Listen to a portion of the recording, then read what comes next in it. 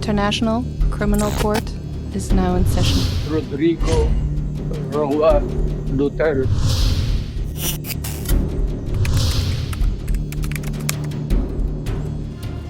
Puwersahan o ginamitan umano ng harassment ang pagkuha sa ilang ebidensya laban kay dating Pangulong Rodrigo Duterte sa kanyang kaso sa International Criminal Court. Sinabi yan ni Vice President Sara Duterte habang nasa The Hague, Netherlands para bisitahin muli ang ama. Balita hatid ni Marisol Abduraman. Una, sinasabi nila walang ebidensya pero meron sila ngayong witnesses na kaya naman nila pala bayaran yung pagbabiyahe. Ito ang reaksyon ni Vice President Sara Duterte sa pagtulong ng gobyerno sa gastusin ng mga saksing haharap sa International Criminal Court laban sa amang si dating Pangulong Rodrigo Duterte.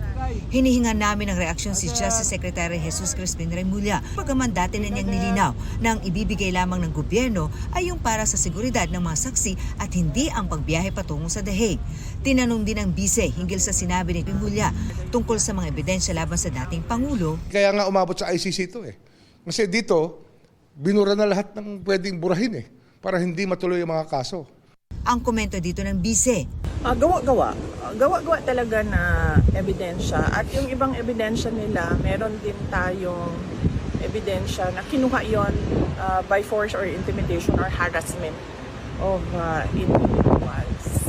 So, makikita din natin yun soon, very soon. Hiningan namin ng pahayag ang Justice Department kaugnay niyan. Nasa The Hague muli ang bise para dalawin ang kanyang ama na si dating Pangulong Rodrigo Duterte na hanggang ngayon ay nakakulong pa rin sa ICC.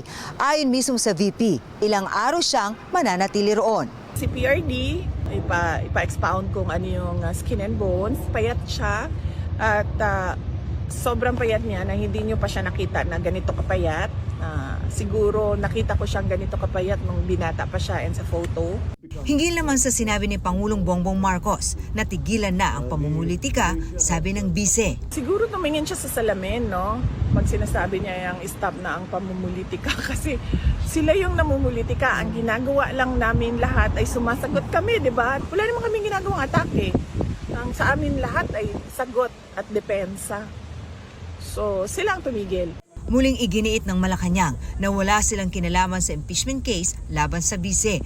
Tugon naman ang palasyo sa balak ng defense team ng dating Pangulo na isumiti sa ICC ang report ng Senate Committee on Foreign Relations na nalabag umano ang karapatan ng dating Pangulo nang siya ay arestuhin. Baka maging negatibo pa po sa kanila.